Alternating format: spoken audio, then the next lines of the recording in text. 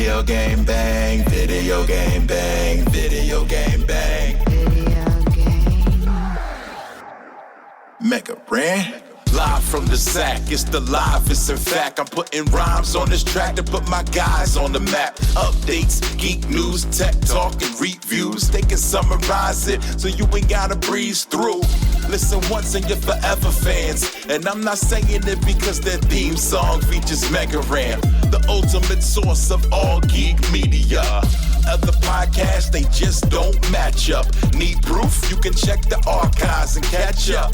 Stats off the chain, we have rearranged the game. It'll never be the same. Now it's time to feel the bang.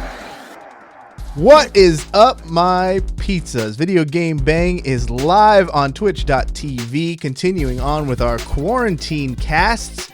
Well, joining me on the show, longtime favorite, but he's been busy with life, but we're always happy to have him back. The real David Webb. What is up, man? What is up, everybody? It's good to be back. How's quarantine treating you, man? So I was on board for like a good chunk of it. I was like, this is fine. I can do this. I like working from home and everything. I'm losing it. I am losing it. Cabin fever has set in. I like to work from home, but I'm like if I could go out and do things afterwards, I think it'd be a lot better. But I can't get a haircut, and I can't go do anything. I'm losing my mind a little bit. I'm on my second haircut now. My wife watched a bunch of YouTube videos and was like, I think I can do this. And I was just ready to shave it all off anyways. But I was like, all right, so what's the worst you can do? And like 6 hours later, I had a nice little quarantine fade going on. Like, my wife really put it together. We've been expanding our skill sets. He's always expanding his skill set. Every time I talk to him, it's something new. Curtis Fisher, what's going on, man? Oh my gosh, I'm with Webb, man. Cabin fever is definitely setting in. I had to go and take a really long drive today and 2 days ago just to get out. But happy to be back. Happy to have things to do like stream with the VGB crew. So here we are. You said something interesting in the chat before we started. You were saying that your mother was telling you all about 90 Day Fiance. What's the story there? I have to know a little bit more because I'm actually very, very invested in that series right now. I'm learning, but yeah, I mean, that's part of the reason why she held me up a little bit. Tender moments with, speaking to your mom about stuff that she's stoked about. I can't imagine how many hours she spent listening to me talk about comic books and video games. And so it's your turn, Curtis. You listen to me. What is she just telling you about specific characters or how the show works as a whole? I mean, how the show works as a whole, but there was a timeline of this dude. I forget, he's in some country over in Africa, and he's like, he calls himself Soldier Boy. Yes. Of like what? Yeah, that dude. So Usman. He's just telling me how Usman. Okay, I guess that's his name. But yeah, just talking about how he's got his lady that he met on the internet. Yep, baby girl Lisa, Caucasian lady. Yeah, baby girl Lisa, who's not a baby. She's very much a like 60-year-old woman. But yes. Yeah, she's definitely a cougar woman. Lisa might be a little more accurate, but yeah, went. Bought his mama a goat. They're a Muslim family. Bought the mama a goat, trying to show respect. Mama's not having it. You know what I mean? And I'm thinking all of this because homeboy wants to go to America and see if he can get his rap career popping over there as well and flex. And that's not the start. Really worth it? Yeah. By the time he gets here, no one's gonna be like, "Oh yeah, that TLC rapper who married that super old chick, like he got so much street cred." No, it's he's hustling backwards is what we call that. And then that's what we call that. So yeah. Also joining us, special guest. I'm excited because I don't think she's been on the show at the same time as me. She comes in and fills in when I'm absent. But I'm excited to talk to her. Bad Kitty Cosplay. What's going on? Hey. Hello again, everybody. You're not really Bad Kitty Cosplay anymore, are you? Because you've expanded. You've gone... You're like a triple threat now because you're also a Twitch streamer, Bad Kitty, right? I know it's taken off and it's been good. I remember back in November, you guys were all like, "Good luck with that." I'm like, "Okay," and then it ended up working out really well. So do the cosplay plus game streams on Twitch. What have you found the most success with? How have you grown from that period? Because I do remember I think we might have been one show together. Might have been the first one. So that you were green, fresh to the platform. How do you feel? What do you think you've learned the most about Twitch in your time? I'm still pretty green, let's be real. What would you have told your old self? I would have told my old self to just not look at viewer counts. Just don't even worry about it. Just do you, and don't look at it, because I feel like sometimes when I see it's like really high out of nowhere, I like get in my own head. I'm like, oh shoot, like, and I start acting weird, right? When I just need to just do my own thing and it's fine. But I definitely think the most success came from just being a variety gamer and gaming all over the place, because I've picked up people from every game I've played, and I think the good chunk of it came from I did Alien Isolation a couple months ago. Okay. And we did it with the Connect, with like scare donations, and I love horror, but I will react to horror like you cannot believe. Like so I think there was a lot of people that got enjoyment out of that, because who doesn't like watching people get scared, right? Exactly. We all like watching those. It's a videos. staple of Twitch. Exactly. And then I just been really lucky to have like friends that have their own communities who've come and raided me, or, you know, so it's just like one really kind of big happy family, and I've been really lucky, and I've got like the best community ever. So I'm loving it.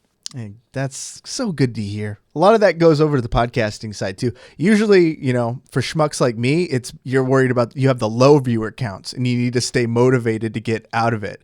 I'm not fortunate, or I wasn't, especially in the early days, able to have the problem of like, oh man, too many viewers. What do I do? It was always like, oh, there's no viewers. How do I stay motivated to do this?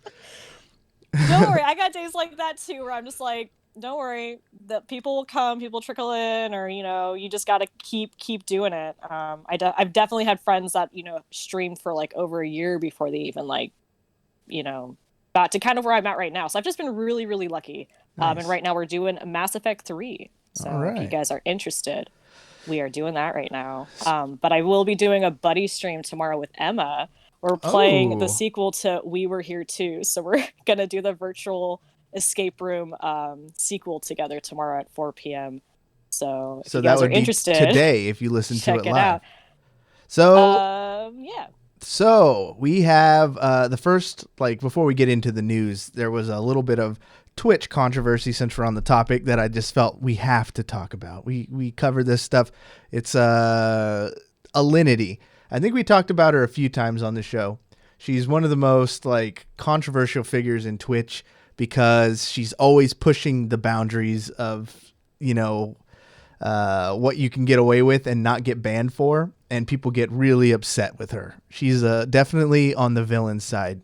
No matter what community you're a part of or how big your Twitch stream is, it seems like it's okay for some reason to just hate her with everything in your being. But the thing she was most known for before this most recent incident was chucking her cat. She was like sitting at her desk, the cat was in front of her, and she just kind of lifted and tossed the cat over her head, which it didn't seem malicious. I've definitely seen worse. You know, cats land on their feet. You know, I didn't think it was as big of a travesty as everyone else made it out to be, but everyone jumped on that. But this time she crossed the only boundary she has not crossed yet on stream, which is brief nudity. She was streaming, I don't know what, I don't know, she was trying to put like balloons in her shirt for some stunt or something. She pulled the shirt up too much and flashed a boob, and then clear accident as far as I could tell, but immediately gets Twitch clipped, posted, live stream fails, hundreds and thousands of comments, retweets, and of just people flipping out that this happened to her, A, and then B, she wasn't like banned immediately. She ended up banning herself before any actual action was taken against her. She came out and was like, all right, I'll take the L here, and I'm just going to self-impose a 72-hour stream ban on myself. And then very shortly after that, Twitch came out and gave her a real 24-hour ban. But it's just a 24-hour ban? Yeah. What do you guys think? Did you guys see this first of all, and kind of what were your thoughts on the fallout? Saw the aftermath. Twitch. Like, I don't know if it's a legitimate accident. Like, that's, I don't know. I don't know if a permaban is necessary. Like I think a 24-hour ban is fine if it's a legitimate accident. Like, based on everything I've been reading, it kind of seems like it was a legitimate accident. What do you think? Yeah, Kurt? I saw the clip myself. Yeah, after seeing the clip, you could tell that it is a legitimate accident. But it's tough with people like Alinity, because had this been anyone else that hasn't pushed the rules so far and hasn't done so many things that other streamers get like banned for much longer, some even perma-banned, and she, barely ever gets in anything. I even saw, outside of seeing the clip itself, I saw a screenshot where someone had went into the chat and there was Twitch staff in the chat at the time. And like, it took like where other people, a matter of fact, there was another Twitch streamer that had taken the clip, played it, and then like made it a notification for if people like followed or liked or, whatever it was. So the clip kept going off. That Twitch streamer got banned for Alinity's clip before Alinity got banned for it happening on her own channel. You know what? I saw that though, and here's the thing: that guy was. Before I get to my take, I'm not even gonna say it's a hot take. It's a lukewarm take. Bad Kitty, did you see this, and what were your thoughts? This is such a this topic in general, but I mean, to be fair, yeah, like you could tell it was an accident, but I mean, like, I don't know, like, why would you be doing certain things on stream? Like, just why? Why play with fire? Exactly. Like, why would you put yourself in a situation for certain things to happen in the first place? And she's done that a lot. I mean, there's been full dick pics on her like Discord that she's shown on stream before. She's done a little bit more than throwing her cat. I mean, there's other footage of her like kicking the dog out of the way, kicking the cat. I think one time she gave the cat some alcohol or something. Like she gave the cat a shot of vodka or something like crazy. Yeah, like she with her mouth, like she gave. This is like what? God. So it's just there's been definitely just I don't know. It's interesting how much can be done on Twitch before you get like permanently banned, and in this case, I mean, I think she's done a lot, and I don't know if I agree with everything Twitch has and hasn't done, but it definitely seems like there should have been a faster reaction to what happened recently. Yeah, the meme that everyone says is that she has some dirt on somebody high up at Twitch, and like honestly, it kind of seems that way because she does get a lot more lenience.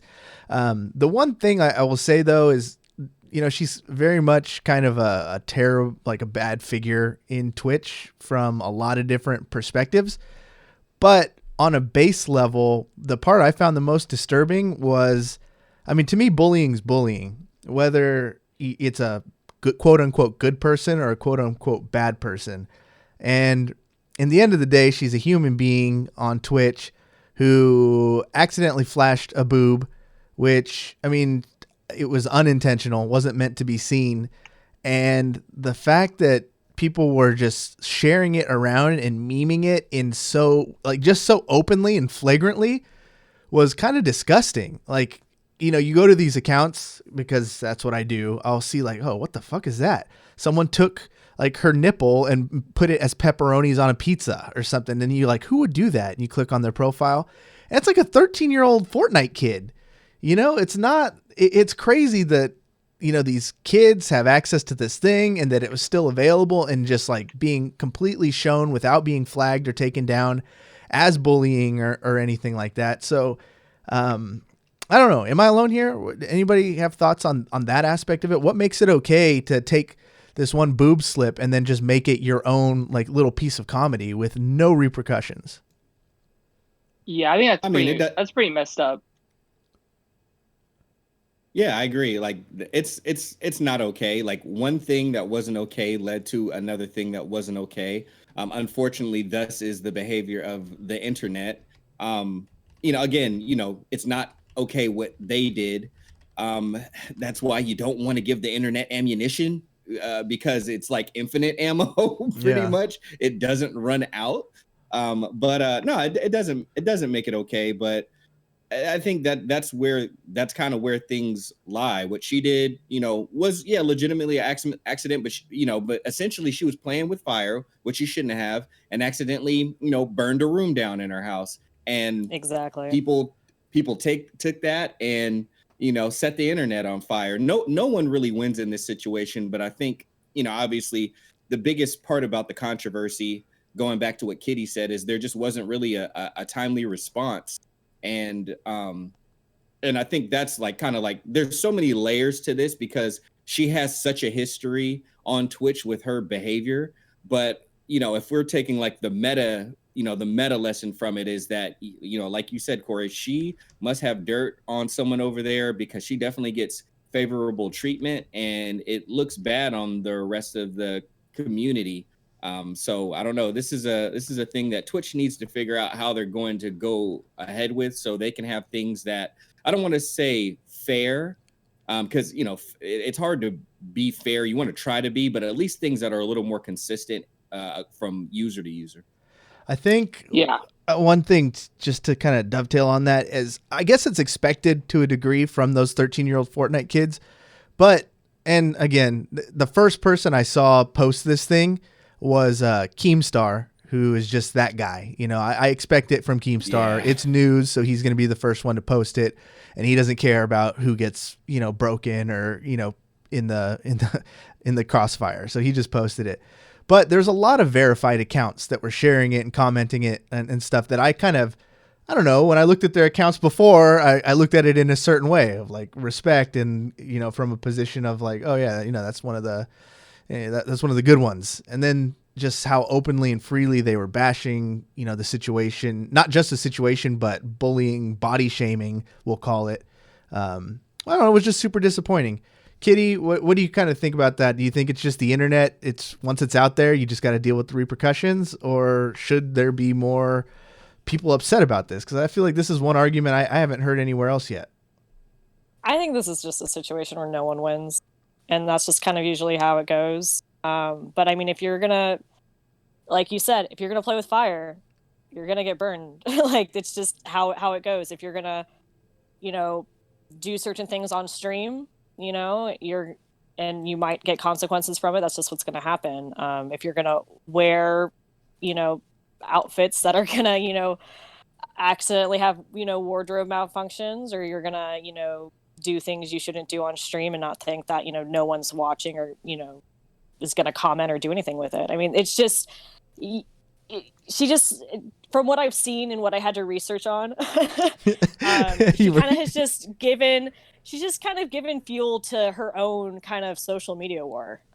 She's been not only her own worst enemies in certain situations, but then there's been legit other people who, like you've said, have completely bullied her and bashed her in situations that were maybe it was called for or wasn't called for.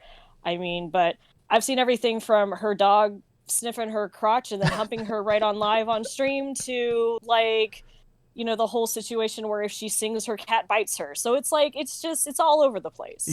Yeah, definitely. I'm not trying to defend her actions or anything. So don't take that. I'm not simping alinity right here. 100%. That's the takeaway from a lot of people though. When you try and defend someone that is everyone hates, you're if she's a woman nowadays, you're called a simp, but, or before it was known as a white knight, but her actions aren't, I'm not trying to say that she doesn't deserve bans and worse bans. I'm just saying don't bully the person or don't body shame the person. But we've talked. And on that note, real quick, Corey, on that note, what's interesting is there were some people that were, let's use the actual term, that were sympathizing with her, but they were doing it on DMs because I guess they didn't want to reply to some of her tweets. Yeah. And then she replied to them in public tweets saying, if you're going to be on my side, do it out in public. Don't simp in private on the DM. She said that. Lightweight, she torched them for trying to, privately show support. Wow. So, I mean, that's the thing with, and again, not that you were coming to her defense, but I mean, you're right. The stuff that other people did doesn't make it right, but she's so controversial because right at the place where you would think, people just lending support in whatever way, she is a human, sure, let's take that stance. She lights that on fire too, and just like has no appreciation for that. So it's man, she's something else. She's something else. That's all I gotta say. Correct me if I'm wrong too, but she, like you said, she did her own self-ban, right? But wasn't there tweets where she was angry with Twitch that then they also then banned her? Like what she did wasn't enough? Like wasn't there something like that too, that I read?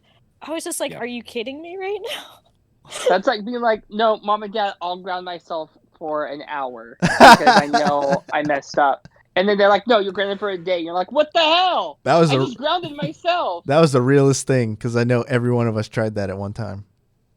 Exactly. No. How about I pick my punishment? Yeah. Nah. Which makes me believe what you guys are saying, where she's just got something on someone, Yeah. Because if she, in her mind, thinks she has that much power, like, oh, good Lord. So, yeah. Well, I think too, like to that point, it's a lot of it is like these streamers that have these big audiences, like at the level that she's at, they're so like full of themselves that they think they do have as much power, like that much power, that they could be like, no, I'm not going to get banned. Like I make you so much money, I'm not going to get banned. You're not that's ban true. me. And it keeps becoming true though. Dr. Disrespect taking a camera into a bathroom, and only getting banned for, not nearly long enough. Like these are things that I think if people who weren't at that status did would just get insta banned and then forgotten about the next day. Whereas when you get these dudes who are bringing in tons of money, they do get away. They do get to live a certain lifestyle, that the rest of us can't really afford. No. Curtis, you're going to be taking us through the news today. Where are we going, brother? Absolutely. Well, from one thing to another, let's see. I think this one is a good one to talk about. We'll leave the juiciest one for last. AMC theaters. This is a very interesting thing as we are all sheltering in place and not able to go to movie theaters unless they're drive-ins and only in certain states and counties. But AMC theaters say that they will no longer play Universal movies after unacceptable comments. In an interview with the Wall Street Journal, Jeff Shell noted that the Trolls World Tour succeeded their expectations, pulling in nearly $100 million in revenue through digital sales alone and more than 5 million copies being sold. As a result, Shell noted that as, quote, soon as theaters reopen, we expect to release movies on both formats, end quote, meaning some movies would continue with theatrical releases while others would go directly to digital retailers or possibly land on NBC Universal's new streaming platform, Peacock. The move led to a lengthy statement from AMC Theaters chair CEO Adam Aron, who claimed that Shell's comments were, quote, unacceptable, end quote. Quote, it is disappointing to us, but Jeff's comments as to Universal's unilateral actions and intentions have left us with no choice, end quote, Aron wrote. Quote, therefore, effective immediately, AMC will no longer play any Universal movies in any of our theaters in the United States, Europe, or the Middle East, end quote. And actually, okay, so there's been a slight update to that. Also, Regal owner Cinema World chimes in on the Trolls World controversy, saying, quote, we will not be showing movies that fail to respect the windows, end quote. Universal movies on deck, coming out soon. Candyman, Boss Baby 2, of course, Fast and the Furious, or F9, Jurassic World Dominion, and Minions: The Rise of Gru. So not a whole lot lost. To that? Not a whole lot lost for AMC there. Those are the movies that they got to look forward to. But I think this sucks. It's a spit in the face of progress because we've been talking about this kind of recently, how the world changes after pandemic or like a crisis like this, and how one of the positives might be, more sources, or we change the way we look at movies. And clearly AMC and Regal don't want nothing to do with that. Homie don't play that. Like when I first read that headline, I was thinking, oh, unacceptable. I wonder what Universal said. They might have came out of line and really talked some shit. But no, they were just like, after this whole thing calms down, we're going to keep going with this. And AMC said that shit's unacceptable. And I don't know. I would like to hear what the rest of the crew thinks on this. I think it's kind of wild because, like you said, it's progress, and it's another way of us being able to get this content. And I think it's cool, especially now during the pandemic, that we're able to get movies a lot quicker, like at home. I mean, looking at it from a business perspective, though, I get why they're going to do that, because you're taking money away from me, so I'm going to take money away from you. I'm not saying it's right. I'm just saying from a business perspective, like that's 100% their mentality. What do you think, Bad Kitty?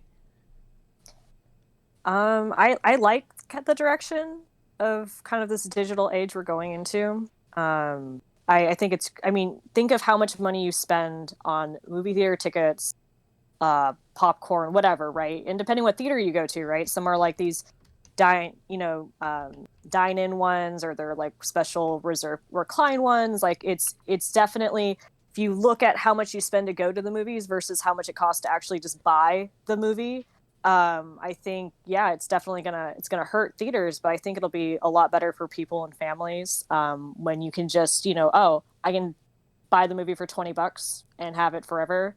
I mean, $20 you can't even take like a family of 4 for $20 to the movie theater. So hearing chat, reading chat too, they're throwing some good stuff out there. One thing that kind of strikes me too is that they're kind of biting the hand that feeds them a little bit, because they're a symbiotic relationship. Like the movie theater is nothing without the movies. And although it's just Fast and the Furious or, Rise of Gru, Minions, that's still money. That's still dollars and cents. And last time I checked, there's not a whole lot of huge, great studios out there putting out blockbuster movies. So to take one of those and be like, we're not working with you no more, might be a little hasty. Maybe they should sweeten the deal instead of talking a bunch of shit and say, oh, maybe we'll give you a little bit more of the cuts or something. And from a consumer standpoint, we win.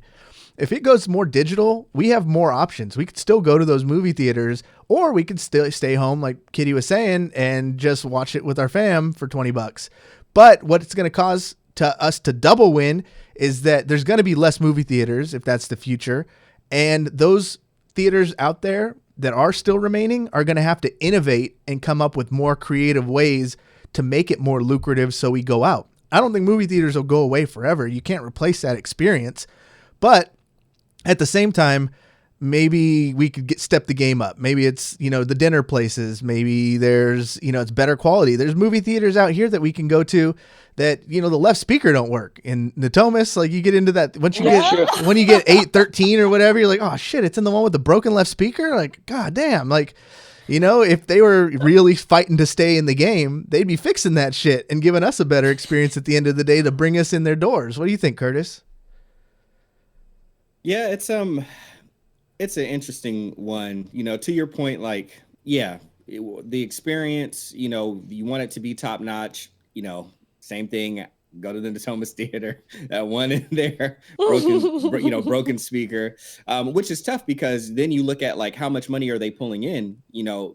They probably don't want the experience to be impacted. Why aren't they fixing the speaker? Maybe because they're not bringing in a whole lot that they can, then put over there. If they put that over there, then maybe they're looking at cutting down some employees, which it already looks like, their staff is hurting. But I think overall, with the natural progression of things, just like how we used to have a lot more drive-ins, and now drive-ins, is a novelty within movie theaters. I think movie theaters as a whole are going to be a novelty. And some of them are innovating, as we've talked about, places like Movie Studio Grill out here in Sacramento, where we live, where, they have like, much more appetizing, dinner setup, more room. They got the nice chairs, they serve alcohol, all that stuff. And normal theaters are starting to sell beers and all that thing. But it's true. It's gonna decline. That's just kind of what technology does. It individualizes things. It does give people more options when things go digital and there's more platforms, and that's what people can have. I don't want to see them go completely away.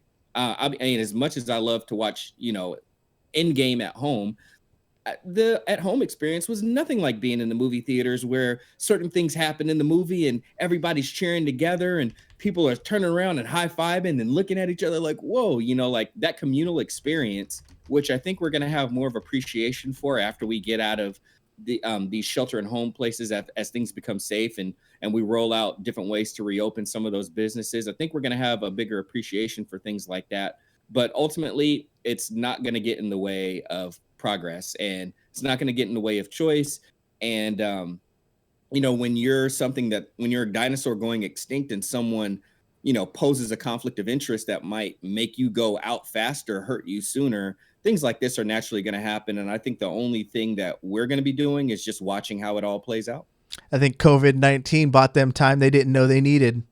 Yeah, pretty much. I like that House of X and Powers of 10 X-Men reference. That's what you get. If you want more of those little chestnuts, listen to Krakoa Cast weekdays at 8.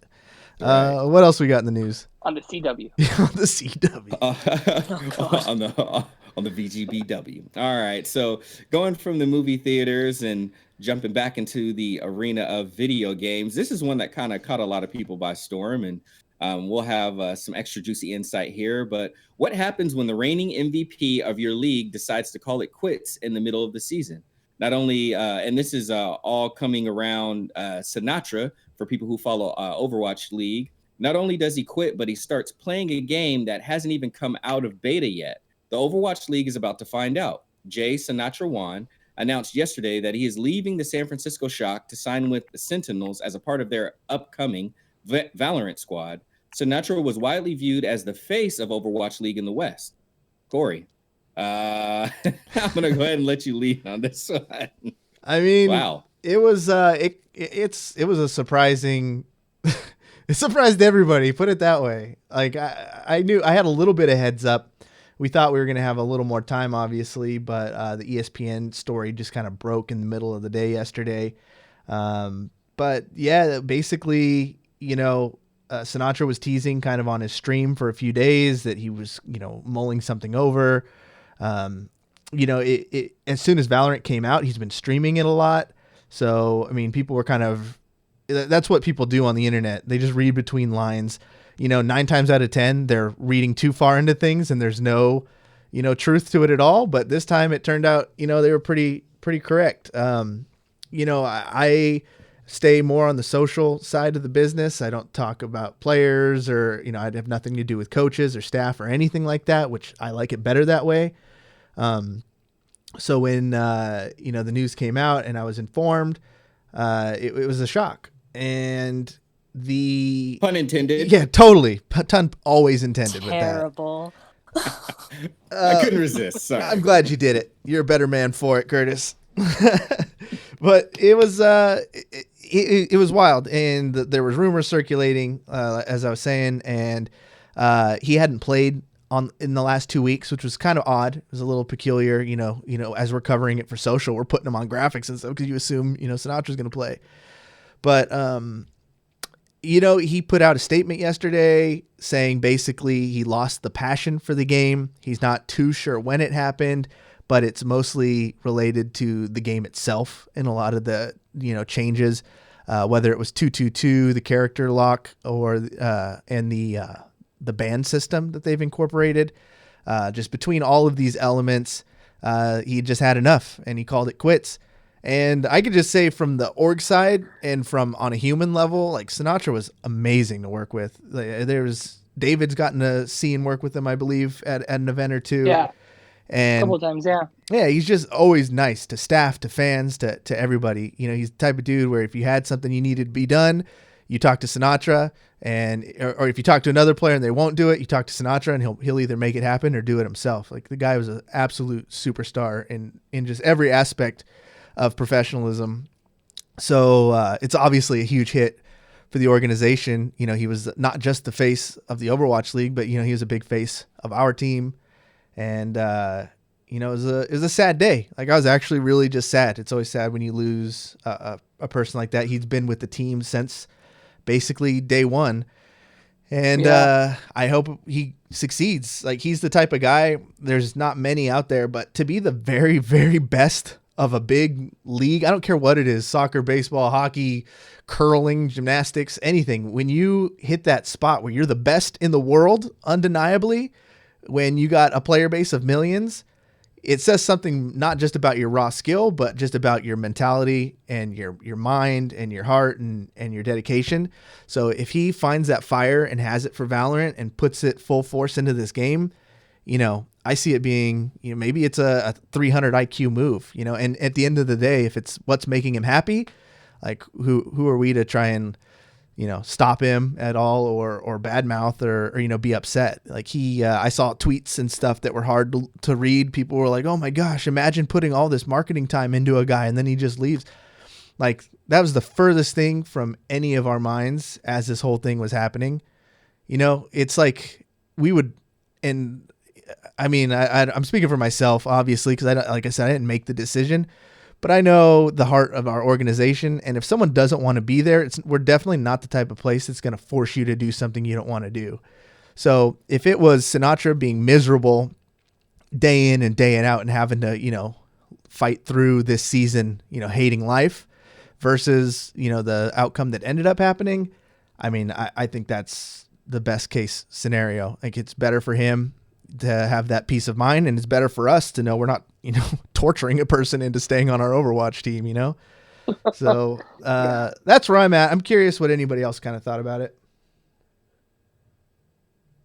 It made me sad to see that he was going. Yeah. Like, and I kind of understood it. I mean, like you were saying earlier with what he's been streaming on Twitch lately, I mean, he's been having more fun not playing Overwatch, basically. And I mean, these players get so burnt out too. I mean, you have to think of how much they play that game. I mean, it's understandable you'd want to change or, you know, want to do something different. I mean, it is very drastic to do it, you know, like you were saying. I mean, maybe he got a really good offer to you know, leave, because it's pretty drastic, well, to do that, like, you know, mid season. And part of me kind of was more shocked than anything. But you after watching the last live games last weekend, I mean, he was not playing a lot.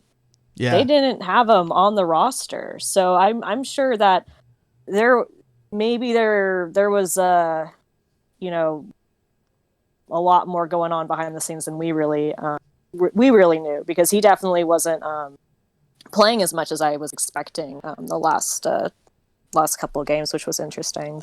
That's one thing. I just want him to be happy, you know? Exactly. I think that's what a lot of the fan base wants. And to that end, you know, it's pretty crazy. The one thing that's not a storyline that progresses out of here for damn good reason is that imagine any other team in any other sport losing the league MVP.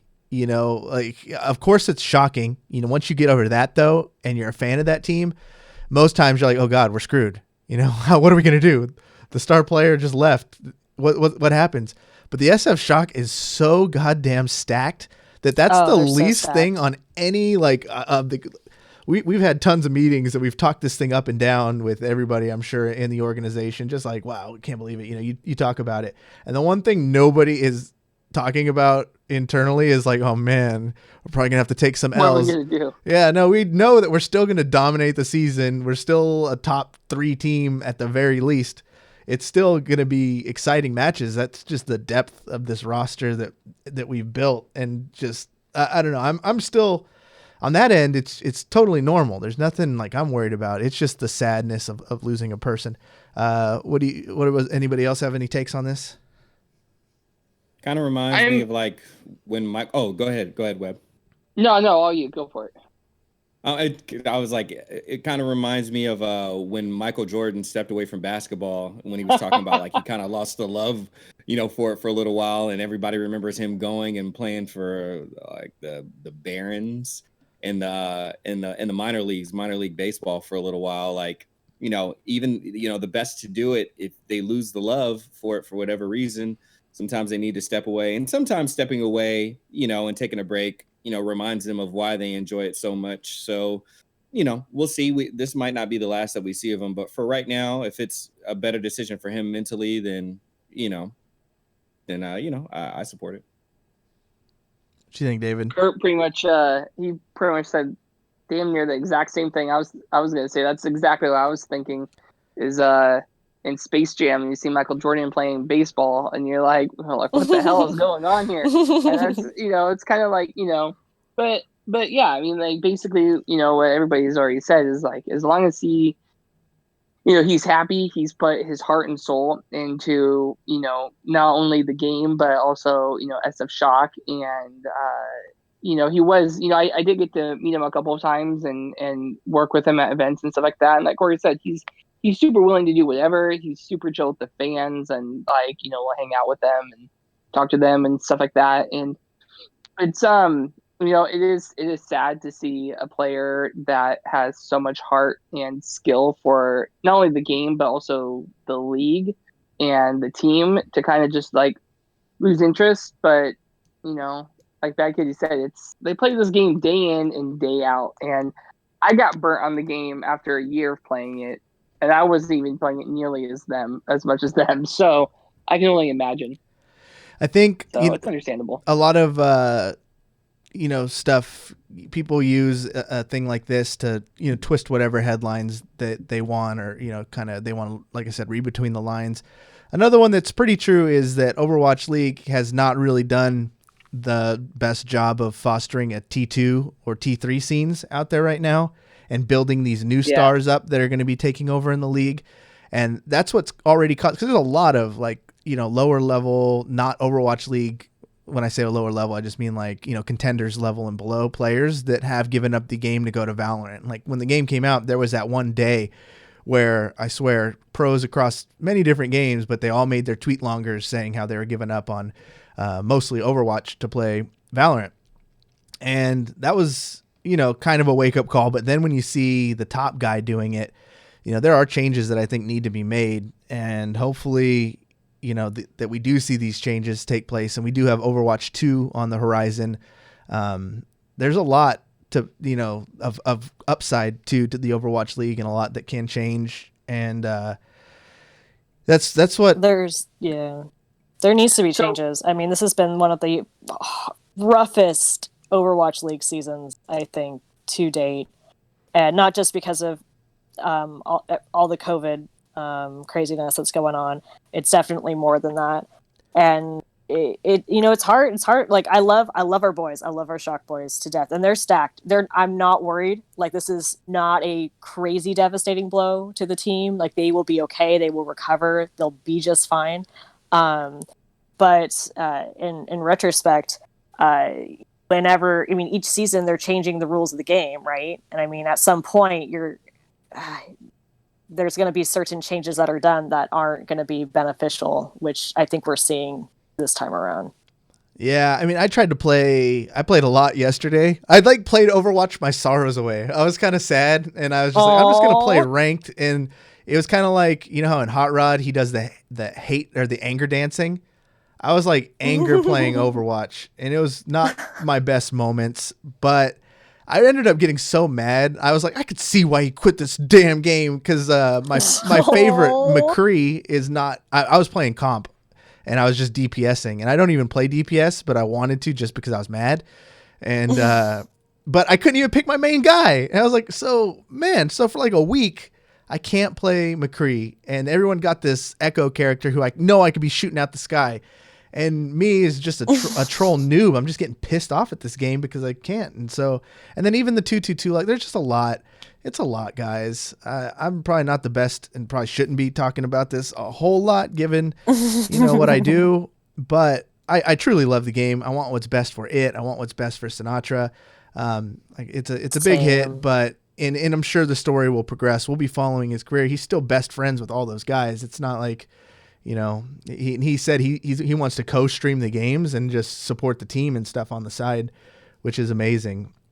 It's so. So Go ahead. let me see what you think, and like to kind of dovetail on the story and like parallel it with when Ninja moved to Mixer. And everybody, not everybody, but there were a lot of people, and I'm going to say myself included, was like, oh, damn, like Twitch, they need to make these changes and they need to do all this stuff. Otherwise, more people are going to be leaving. And this could be, the beginning of a wave that we see. We saw a small wave, but it's kind of, Valorant is way farther away from Overwatch than Mixer is from Twitch. But do you think that it's going to be something similar? Do you think we're going to see this as like kind of be a lead, like he's going to be the leader and other people are going to follow? Or do you think that it's going to be like some people will, but it's going to like, even out? I think Sinatraa is in a very lucky case to the fact that he's not just an Overwatch League player. He was the Overwatch League player in a lot of respects. Right. So he could go to a game that's in beta and, get paid a bunch of money from an organization still, But there's probably a lot of guys who aren't very popular, aren't getting the play time, might be toxic. Who knows what their situation is, that if they did, they can't just start reaching out and be like, hey, give me a fat Valorant contract. Sinatra's a guy who's in demand. Whatever that guy does from the rest of his life, he'll probably just have people just begging to have him a part of their franchise. Or at least they should be, because for the reasons I mentioned, incredibly talented, super marketable, amazing on the mic. Everyone wants to hang out with him, like he's just that kind of dude. So he's in a special situation, much like Ninja.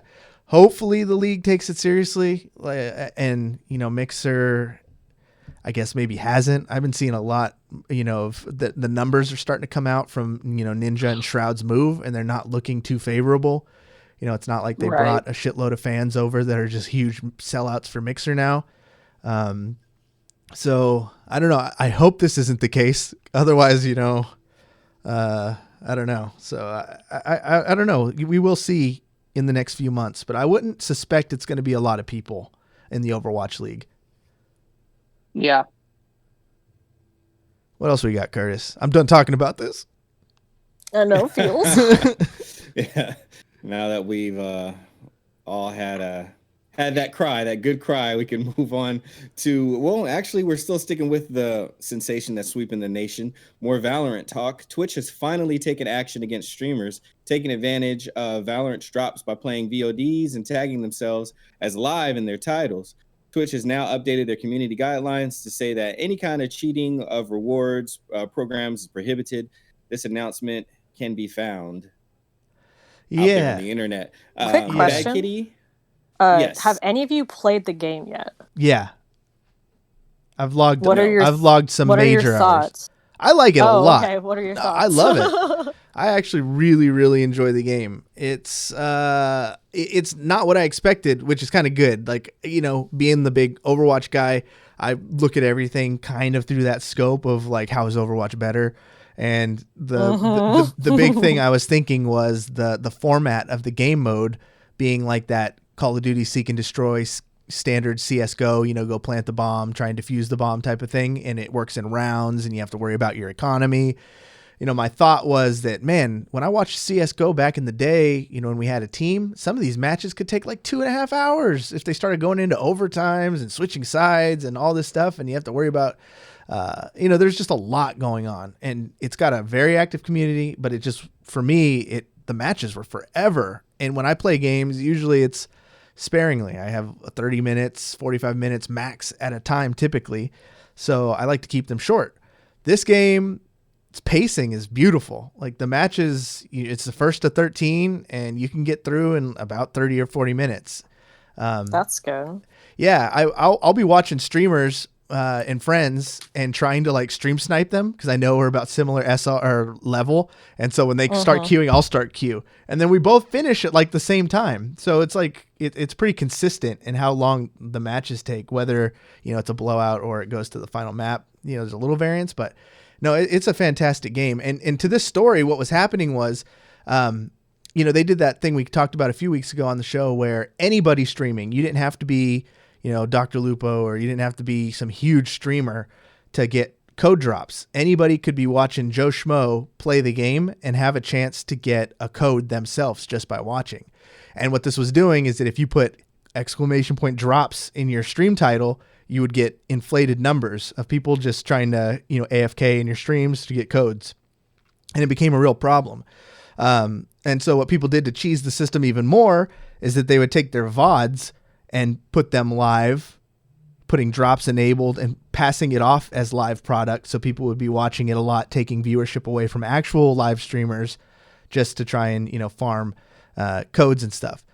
This is great, the fact that this finally happened, but it's way too late. Everybody who wants a code pretty much has a code by now. And that was kind of the sentiment. Not me. I'd like a code. I want to try out this game so bad. Well, lucky for you, you can watch twitch.tv/whatsuppizzas Thursdays at 8. Yeah, I had a friend that during the craziness, I think it took him 4 hours to get a code. He had to do 4 hours of intensive. He couldn't be AFK the way it was set up. Yeah. To even get a code. And after hearing that, I was like super deterred. I'm like, yeah, I'll just be patient. But yeah, no, I'd love to try out the game. But yeah, anyway, continue. I got nothing else. What do you think, David? What do you think, Curtis?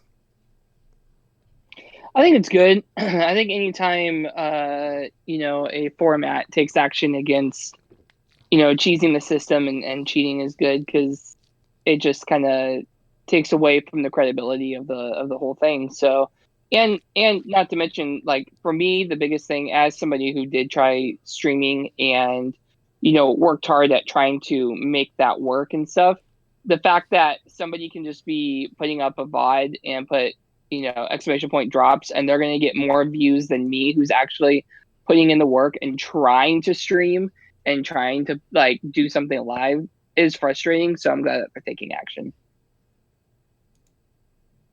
What you think, Curtis?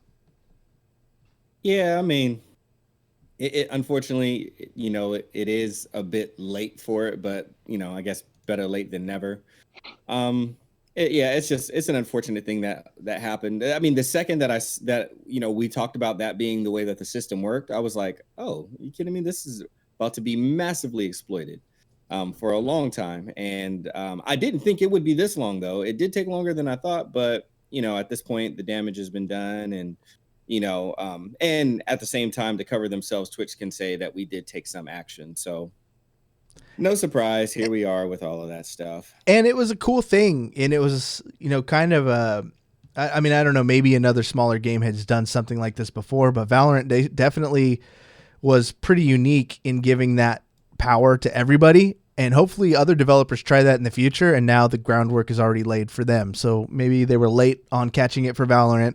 I don't think Valorant's hurting. They got all their codes out. Maybe a few streamers are butthurt, but beyond all that, it was a pretty victimless crime. And at that rate, the next time this comes around, they'll be ready to deal with it a lot quicker. What else we got in the news?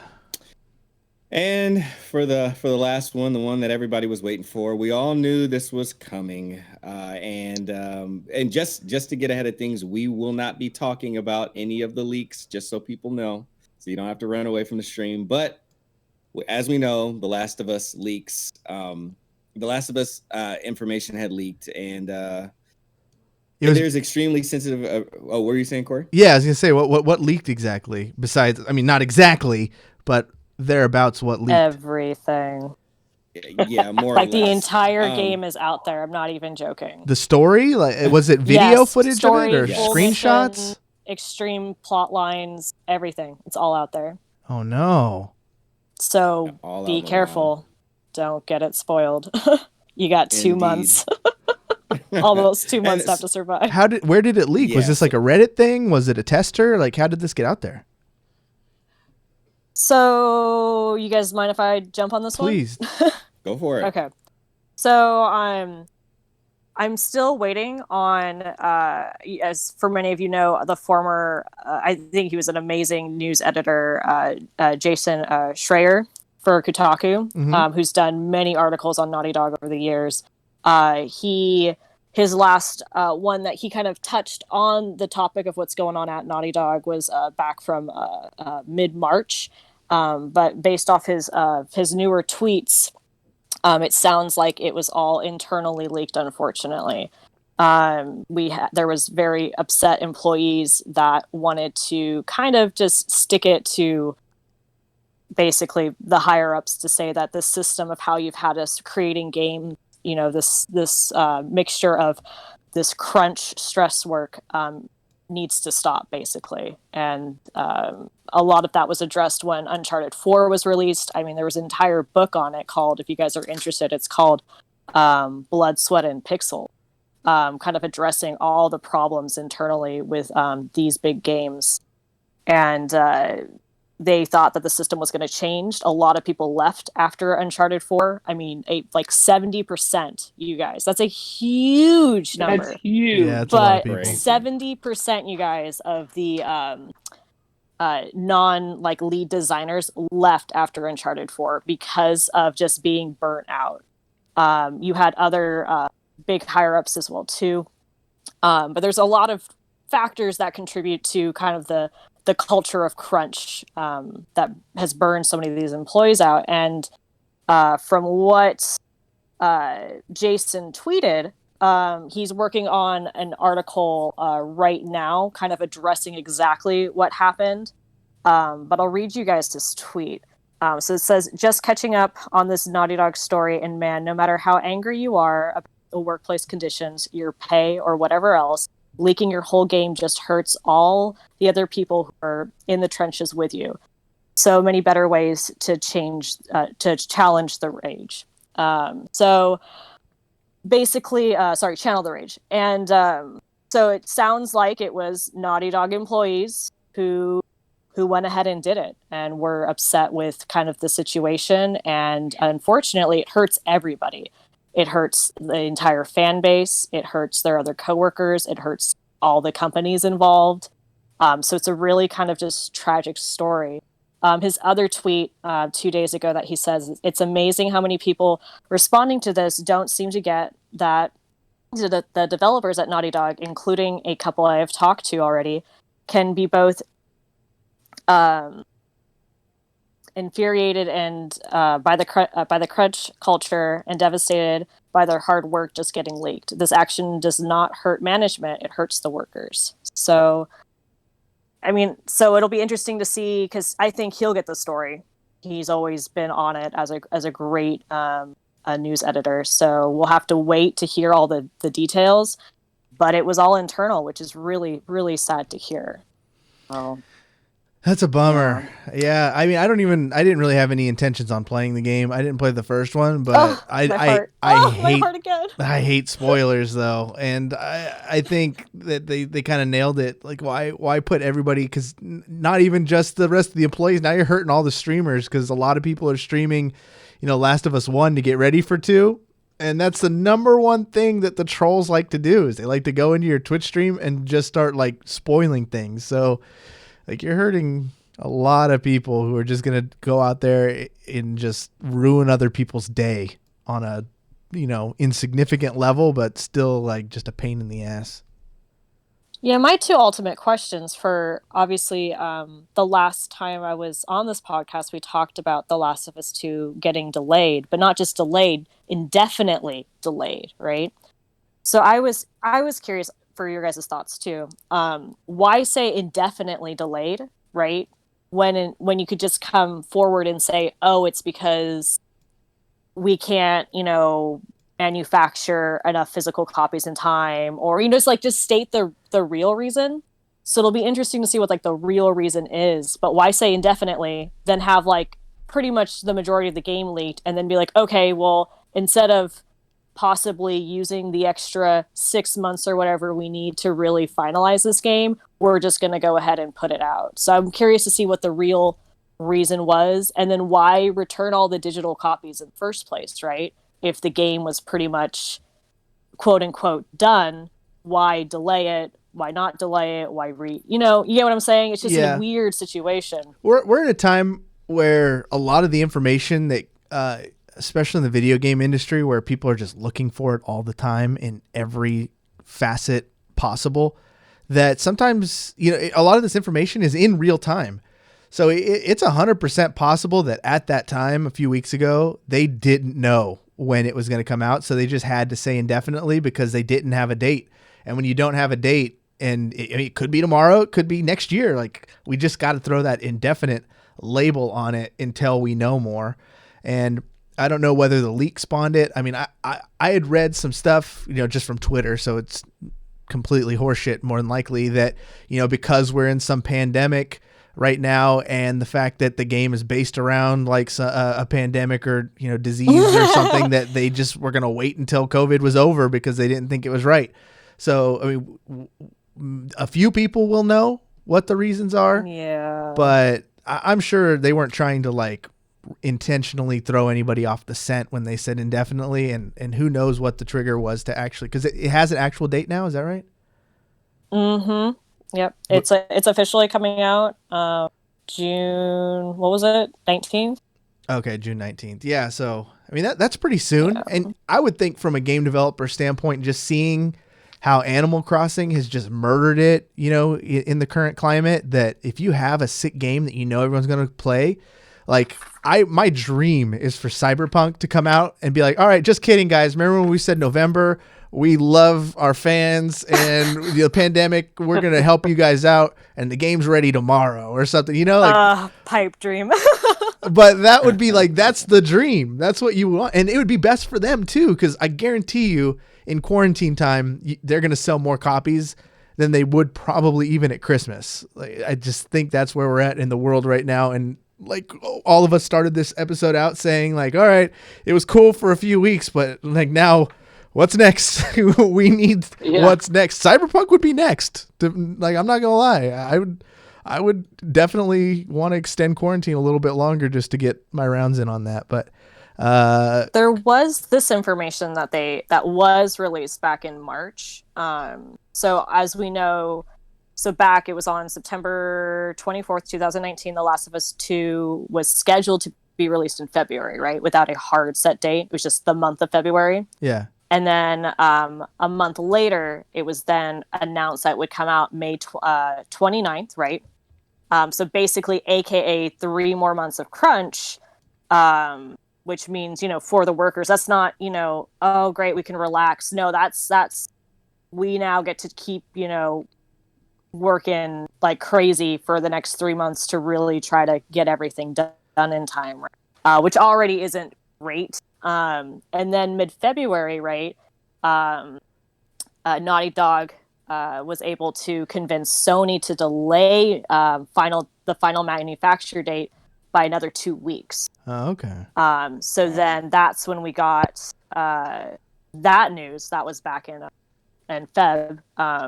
To squeeze, basically allow them to have time to squeeze out all the bugs and fix as much as they could, right? Yeah. But like extensions don't relieve stress, or the workload on the team. It just makes things worse. And then, then we have this whole leak situation that happens from the employees. But then we have the new finalized date. And I think ultimately the reason we finally got that date in June was because if you've got the whole game out there, you don't want your fan base sitting around getting spoiled, right? Because I think Neil Druckmann, he even tweeted like, what did he say? It was something along the lines of like, please, we do apologize for this, and please know that no matter what, like the story is worth playing, and what you'll experience basically. But I think with having their hands tied, I think you just have to get the game out there as soon as you can. So I think with manufacturing and everything, I think that was the soonest date they were going to give us. Otherwise, if we sat around till holiday time, who's going to want to play a game that's been completely leaked and all that crazy That's old stuff. News, exactly. Exactly, yeah. Well, that's so I'm glad we get it.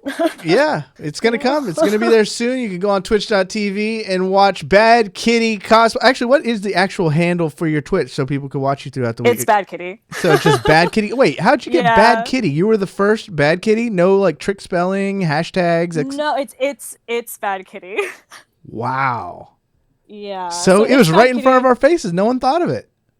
Yeah, I mean, I had to think of something because it's always just been Bad Kitty or Bad Kitty cosplay, and then for Twitter handles and everything else, I was like, okay, what can I do? So I was like, oh, that works. So then that was used for game tags and for Twitch, and it works really well. So yeah. All right. And Curtis, man, thanks for being here. Thanks for holding the ship down. Now, what I haven't talked about in a while, but I'll give everybody an update real quick, is that I have a baby due like any minute. I'm kind of half expecting a knock at the door right now just to be like, hey, it's time to go. She is very, very pregnant. So every week is like my last week for at least a couple weeks. And the person who would just not be able to get any of this stuff done without, especially with the technological needs of doing the quarantine cast, Curtis Fisher, just my humblest, deepest thank you for all the stuff you've been doing, keeping this ship going and keeping it afloat, especially while I'm out doing baby, dad stuff. So thank you, man. Yeah, man, my pleasure. Having my 2 daughters was easily like the highlights of my life, like incredible time. So I trying to make it as easy as I can for you, so you get to just focus on that, man, because it's going to be an amazing experience for you two, for you 3, really. So yeah, congratulations. Yeah, I've already kind of stopped thinking in terms of 2 because like the baby's huge. Like it's baby sized right now. Yeah, it's almost time. Before she'd be like, "Oh, can you put your hand here? Do you feel that?" And I'd be like, "Nah, I don't really feel anything." But now it's like, I think we have a little slugger, like, because she is just kicking. Like that baby wants to come out now, and so it could literally happen any time. And it's like a person. I can't believe it. It's like a little person. There's a person in there. Yeah, it's literally a person. Yeah, I've seen Get it. ready to have a person, Corey. I've known it since it was this big when we were calling it because we didn't know it was boy or girl, and it's like a little P-shaped thing, and we're like, oh, this week's it's the size of a raspberry. Cool. Now that thing's the size of a baby. Like, yeah. And before you know it, it's going to be bossing you around. So take your time. I can't wait. Goodbye, sleep. Yeah. Yep. So I don't know, man. Thank you so much for your understanding and just ability. Not many people can technologically even fathom how all this stuff comes together week in and week out, but you make it happen. So thank you, man. And where can people follow you when you're not running this ship? Yeah, appreciate it again. Thanks. Twitch.tv/thinking_critical_YT is when I've been spending most of my time. I've been streaming about 3 times a week now. So just building it up. If you guys want to come over there and help us get to 50 followers so we can apply for affiliate, I would really appreciate it. Mostly just hanging out over there with people and reading tons of comic books, fun stuff. So yeah, check me out over there, and then I'll tell you my stream next time because I'll be streaming back on my channel more consistently soon. David Webb, your presence is always appreciated. I know you've taken your stream hiatus. How's TikTok going? Where can people keep up to date with your anecdotes and just do life with you, man? Just do life. You find me on Twitter, the Real David Webb. Real David Webb, and then Instagram's the Real David Webb. TikTok, I made the first one in a while with my Xbox. So you can go check that out. It's Webslinger with 2 B's. And other than that, just grinding over at Vast, and we just launched the stream team, so that's up and running, and it's been fun. So Vast GG on all socials. All right. That is our show, everybody. Stay safe. Continue to wash those hands. Stay indoors. Wear a mask. Just do whatever your state says. Put it that way. I know it's touchy. People want to get outside. I know I want to get outside too. But just follow the laws. Do the right thing. Be good to each other. For Curtis Fisher, Bad Kitty Cosplay, the Real David Webb, my name is Corey Sang. You've just been banged.